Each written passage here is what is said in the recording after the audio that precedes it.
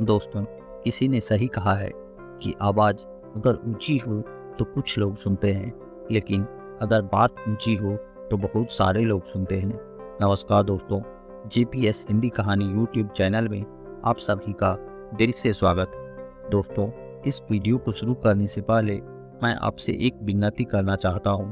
दोस्तों, इस वीडियो को बनाने में हमने काफ़ी सारे मेहनती की है, तो हमारे इस मेहनत को एक लाइक जरूर कीजिएगा और कमेंट में नमो बुद्धाय जरूर लिखिएगा। एक छोटी सी कहानी। यह कहानी एक लड़के की है।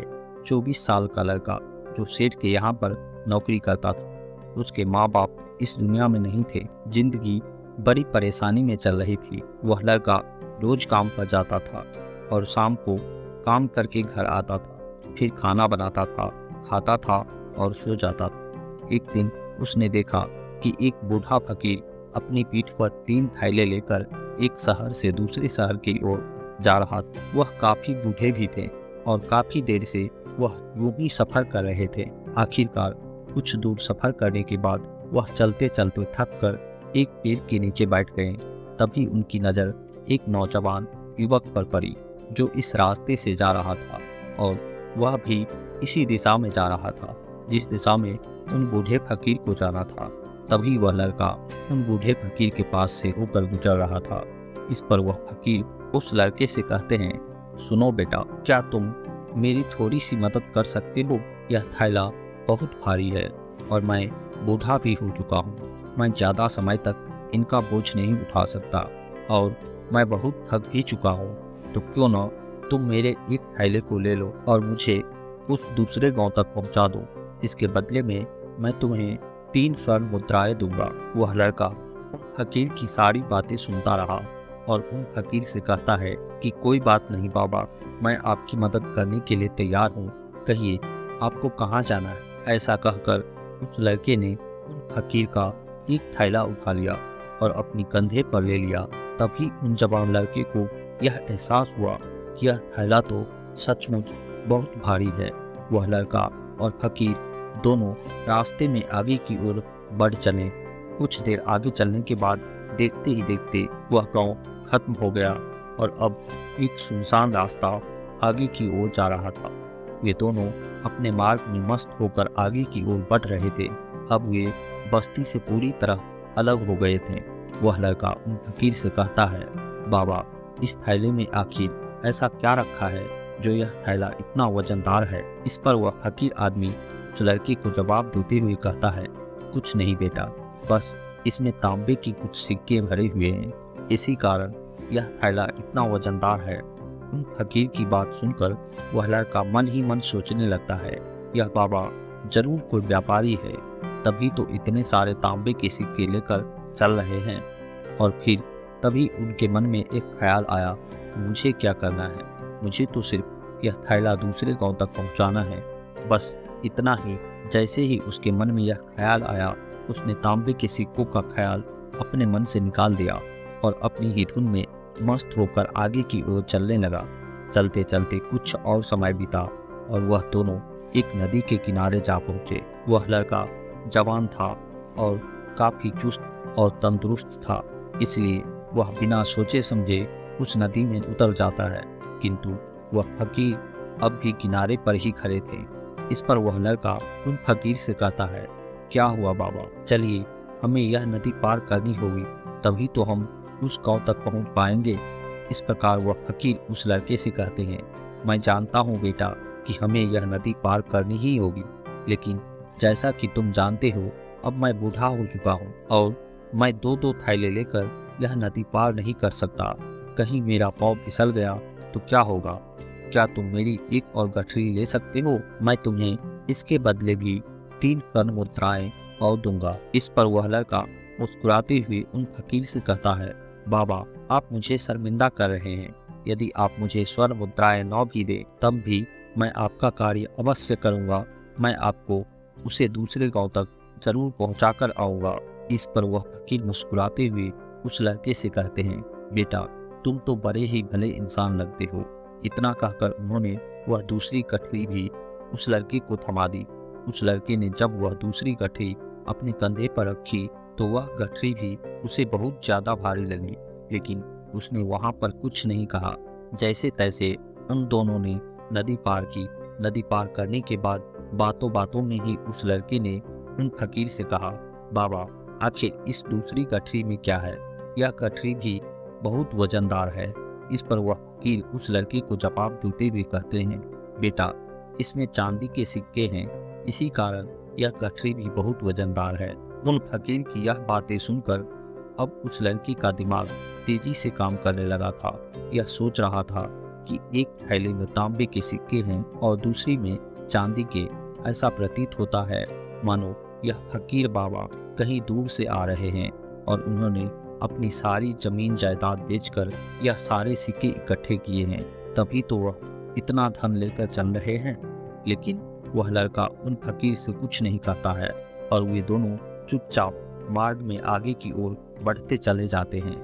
कुछ दूर आगे बढ़ने के बाद एक बार फिर एक सुनसान राह आती है। उसे सुनसान रास्ते को देखते ही उस लड़के के मन में तरह तरह के विचार उत्पन्न होने लगे। वह यह सोचने लगा, अरे यह तो सुनसान जगह है, अगर मैं यह सिक्के लेकर यहाँ से भाग जाऊँ तो यह फकीर मेरे पीछे कब तक दौड़ेगा। मुझे नहीं लगता है कि मुझे कभी पकड़ पाएगा और यहाँ पर कोई है भी नहीं जो उनकी मदद कर पाए।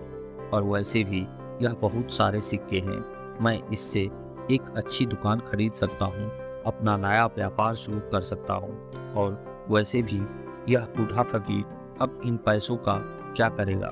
इससे अच्छा तो मैं ही इन्हें रख देता हूँ। वह लड़का यह सब बारे में सोच ही रहा था, तभी अचानक उसे खुद पर आश्चर्य हुआ।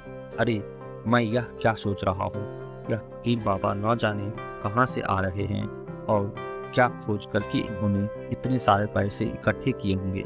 मुझे इनका फायदा नहीं उठाना चाहिए। नहीं नहीं, मुझे ऐसा नहीं करना चाहिए। उसने कुछ देर के लिए तो अपने मन के विचारों को काबू कर लिया, लेकिन कुछ देर बाद उसके मन के विचार उस पर देखते ही देखते हावी होने लगे। वह लड़का गठरी को लेकर उन फकीर के पीछे पीछे चल रहा था और कुछ दूर आगे चलने के बाद एक पहाड़ी आई। इस पर वह फकीर बाबा उस लड़के से कहते हैं, बेटा, यह पहाड़ी मैं नहीं चढ़ पाऊंगा। मैं काफी बूढ़ा हो चुका हूँ और मुझे घुटनों में भी दर्द है। यदि तुम मेरी तीसरी गठरी भी ले लो तो मैं तुम्हें 3 और स्वर्ण मुद्राएं दूंगा, लेकिन यह याद रखना, यह गठरी कहीं खुल न जाए। इस पर वह लड़का उस फकीर से कहता है, बाबा, आखिर इसमें ऐसा क्या है? इस पर वह फकीर उस लड़के से कहते हैं, बेटा, इसमें स्वर्ण मुद्राएं हैं। यह सुनकर वह लड़का मन ही मन बहुत प्रसन्न हुआ। उसने चुपचाप वह गठरी भी उन फकीर से ले ली और देखते ही देखते दोनों मार्ग में आगे की ओर बढ़ने लगे। अब वह फकीर बिना कोई वजन लिए हुए आराम से पहाड़ की चढ़ाई पर चढ़ रहे थे, किंतु वह नौजवान लड़का जो पीछे था वह वजन के कारण बहुत धीरे धीरे चल रहा था। लेकिन जब से उसने सोने का नाम सुना उसका मन तो छलांग मार रहा था। वह मन ही मन सोच रहा था, अगर मुझे यह सारा धन मिल जाए तो मेरा पूरा जीवन तो आराम से कट जाएगा। वैसे भी यह बाबा तो बूढ़े हो चुके हैं, भला उसको इतने पैसों की क्या जरूरत है? इसका जीवन तो वैसे भी कट चुका है। मैं एक काम करता हूँ, यह सारे पैसे लेकर यहाँ से भाग जाता हूँ। लड़की के मन में अनगिनत विचार उत्पन्न होने लगे थे। लड़की का मन अब उसकी बुद्धि पर पूरी तरह से हावी हो चुका था और उस लड़के का मन अपनी बात को सही साबित करने के लिए उससे कुछ भी कह रहा था। और तभी उस लड़के के मन में एक और विचार उत्पन्न हुआ और अब की बार वह लड़का यह सोच रहा था, लगता है यह फकीर बाबा कोई चोर है, वरना इसके पास इतनी सारी स्वर्ण मुद्राएं कहाँ से आएगी? अगर यह कोई व्यापारी होते तो भला यह इस तरह से पैदल यात्रा तो नहीं करते, और अगर इसके पास इतने सारे पैसे थे तो यह कोई न कोई साधन तो अवश्य कर सकते थे। लगता है यह कोई चोर है और चोर से चोरी करने में भला क्या बुराई है? यह सोचता हुआ वह लड़का अब उन फकीर से तेजी से आगे की ओर बढ़ रहा था और देखते ही देखते वह फकीर से आगे भी निकल चुका था। और वह यह सोच रहा था कि जैसे ही इस पहाड़ की ढलान आएगी मैं तीनों गठरी लेकर भाग जाऊंगा, इससे यह सारे पैसे मेरे हो जाएंगे और मेरी गरीबी भी हमेशा हमेशा के लिए दूर हो जाएगी। मैं जो चाहूँगा मैं वह कर पाऊँगा। मेरे पास बहुत सारा धन होगा। और देखते ही देखते वह दोनों पहाड़ की चोटी पर पहुँच गए और अब ढलान का रास्ता शुरू होने वाला था। तभी वह लड़का उन फकीर से नजरें बचाकर यह तीनों गठरी लेकर भागता हुआ आगे बढ़ गया। अब उसे अपना शरीर बहुत हल्का महसूस हो रहा था, मानो उसे उन तीनों गठरी का वजन बिल्कुल हल्का मालूम पड़ रहा हो। दौड़ते दौड़ते किसी तरह से वह अपने आप को बचते बचते अपने घर पहुंचा। उसकी खुशी का कोई ठिकाना नहीं था। उसने सोचा, क्यों न मैं जल्दी जल्दी इस गठरी में से वह सारे पैसे निकाल लें। यह सोचकर जब उसने पहली गठरी खोली तो पहले गठरी में उसे लोहे से जंग पड़े हुए सिक्के मिले। उसे यकीन नहीं हुआ। इस पर उसने फटाफट दूसरी गठरी भी खोल डाली।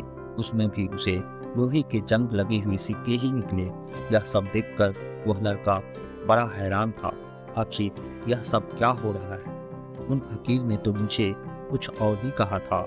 आखिर उसने सोने वाली तीसरी गठरी भी खोल डाली और उसमें भी लोहे के जंग लगे हुए सिक्के ही निकले। यह देखकर वह लड़का बड़ा क्रोधित हो गया। उसने सोचा, उन फकीर ने मुझसे झूठ क्यों कहा? उन्होंने मुझे ऐसा क्यों कहा कि एक में तांबे के सिक्के हैं, एक में चांदी के और तीसरे में स्वर्ण मुद्राएं हैं। वह यह सब सोच ही रहा था कि तभी उसकी नज़र उस थैली में पड़ी एक पत्र पर पड़ी। उसने वह पत्र उठाया और उस पत्र में लिखा था, यह पूरा नाटक ईमानदार व्यक्ति की खोज करने के लिए रचा गया है और मैं इस राज्य का राजा हूँ। मेरी कोई संतान नहीं है और इसलिए मैंने यह षड्यंत्र रचा था ताकि मैं अपने राज्य में किसी एक ऐसे ईमानदार व्यक्ति की खोज कर सकूं जो मेरे बाद इस राज्य का राजा बन सके और इस राज्य को संभाल सके। और इस राज्य का भार वही संभाल सकता है जो पूरी तरह से ईमानदार हो, जिनके मन में किसी प्रकार का कोई लालच न हो। इतना पढ़ते ही वह लड़का जोर जोर से चिल्लाने लगा। वह सर पकड़कर बैठ गया। वह यह जानता था कि यदि वह अपने मन के विचारों पर काबू कर लेता तो उसका जीवन संवर सकता था, लेकिन वह अपने मन के विचारों पर काबू नहीं कर पाया। दोस्तों, महात्मा बुद्ध कहते हैं कि मन ही सब कुछ है। आप जो सोचते हैं वही बनते हैं। इसलिए आपका सबसे बड़ा दुश्मन भी आपको उतना नुकसान नहीं पहुंचा सकता जितना कि आपके मन के यह अनियंत्रित विचार पहुंचा सकते हैं। महात्मा बुद्ध कहते हैं, अपने भीतर के ध्यान से देखो।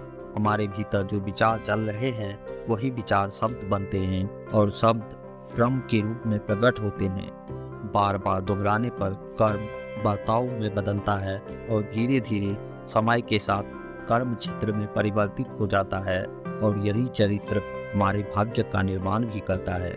इसलिए हमेशा अपने विचारों के प्रति सजग होना, हमें जागरूक होना बहुत आवश्यक है। हमें यह जानना जरूरी है कि हमारे मन में किस प्रकार के विचार आ रहे हैं। आगे महात्मा बुद्ध कहते हैं कि कर्म हमेशा छोटी विचार से शुरू होती है। यह एक बीज के रूप में होती है और यदि बीज को नष्ट न किया जाए तो यह छोटा सा विचार बहुत जल्द ही एक विशाल वृक्ष का रूप ले लेता है और हमारी बुद्धि की सोचने और समझने की क्षमता को पूरी तरह से नष्ट कर देता है। जिस प्रकार आपने इस कहानी में देखा कि किस प्रकार उस लड़के का मन उसके ऊपर हावी हो चुका था और उसकी सही और गलत सोचने की क्षमता पूरी तरह से नष्ट हो चुकी थी, जिस कारण वह यह समझ नहीं पाया कि उसे क्या करना चाहिए। उसके लालच ने उसके भीतर इतनी ऊर्जा भर दी कि वह तीनों थैलों को उठाकर इतनी तेजी से वहां से भागते हुए आगे बढ़ गया। इसलिए जब आपके मन में पहली बार कोई गलत विचार उत्पन्न हो तभी उसे जड़ से उखाड़ देना चाहिए, अन्यथा वह एक विशाल वृक्ष का रूप ले लेगा और आपको किसी न किसी गलत राह पर वह धकेल ही देगा। आप चाहकर भी उसे नहीं रोक पाएंगे। लेकिन अब आपके मन में यह प्रश्न उठ रहा होगा कि हम भला अपने मन के विचारों को कैसे नियंत्रित करें। हमारा मन तो इतना चंचल है, वह इतना शक्तिशाली है कि वह हम पर हावी हो ही जाता है। हम चाहकर भी उस पर नियंत्रण नहीं कर पाते हैं। इसके जवाब में महात्मा बुद्ध हमें दो बातें समझाते हैं।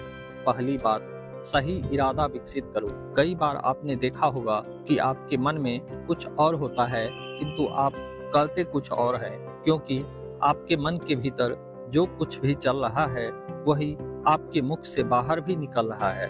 लेकिन जब हमसे वह गलती हो जाती है तो उसके बाद हमारा मस्तिष्क अच्छी तरह से काम करना शुरू कर देता है। हमारे सोचने और समझने की क्षमता एक बार फिर से जागृत हो जाती है और ऐसी अवस्था में हमें यह एहसास होता है कि हमसे गलती हो गई और फिर हमारा मन दुखी हो जाता है, हमारा मन अफसोस से भर जाता है। और इस भारीपन से बचने के लिए महात्मा बुद्ध कहते हैं हमें सही इरादा विकसित करनी चाहिए। इसके लिए जब भी आप कोई कार्य करने जा रहे हो तो सबसे पहले आपको यह खुद से पूछना चाहिए कि जो कुछ भी मैं करने जा रहा हूँ इसके पीछे मेरा इरादा क्या है। क्या मैं दूसरों को दुख पहुँचाने जा रहा हूँ या दूसरों को नीचा दिखाने जा रहा हूँ, या मुझे खुद को ऊपर उठना है। खुद से सवाल कीजिए, खुद को जागृत कीजिए। जब आप विचारों के प्रति सजग होने लगेंगे तभी आपके भीतर सकारात्मक ऊर्जा का प्रवाह होगा। तभी आप सकारात्मक सोच के साथ अपने आप को जोड़ने लगेंगे और आपके मन के भीतर बसी हुई नकारात्मक ऊर्जा और नकारात्मक इरादे दिन पर दिन खत्म होने लगेंगे। परंतु यह याद रहे, आपको यह हर रोज करना होगा और आपकी आंखों के सामने आपके भीतर जो कुछ भी जैसा भी चल रहा है बस उसे देखते रहना है। अपने मन के अच्छे बुरे विचार, अपनी भावनाओं और अपनी यादों पर बिना प्रतिक्रिया दिए हुए उन्हें केवल देखते रहना है, जिससे आपके मन के सारे विचार देखते ही देखते खत्म होने लगेंगे। आपका मन खाली होने लगेगा और आप नकारात्मक विचारों की सोच से बच सकते हैं। इसलिए महात्मा बुद्ध कहते हैं जो स्वयं को देखा है वही सबसे बड़ा तपस्वी है, अर्थात जो अपने मन में चल रहे उन विचारों को बिना प्रतिक्रिया दिए ही केवल देखता रहता है और उन पर कोई भी प्रतिक्रिया नहीं करता, बस उन्हें देखा और समझता है। वास्तविक में वह ही मन पर नियंत्रण भी कर सकता है और वही अपना जीवन सुखी और खुशहाली तौर पर जी सकता है। इसीलिए यदि आप भी अपने जीवन को सुखी और खुशहाल बनाना चाहते हैं तो आपको सबसे पहले अपने मन पर नियंत्रण साधना ही होगा, अपने मन को खाली करना ही होगा, अपने मन के विचारों के प्रति आपको सजग होना ही होगा। दोस्तों, उम्मीद है कि आपने आज इस वीडियो से जरूर कुछ न कुछ सीखा होगा। तो इस वीडियो को लाइक और अपने दोस्तों के साथ शेयर भी कीजिए और हमें ऐसे ही सपोर्ट करने के लिए चैनल को सब्सक्राइब जरूर करिएगा। तो चलिए फिर मिलते हैं ऐसे ही एक और वीडियो में। तब तक के लिए अपना ख्याल रखिएगा। धन्यवाद। नमो बुद्धाय।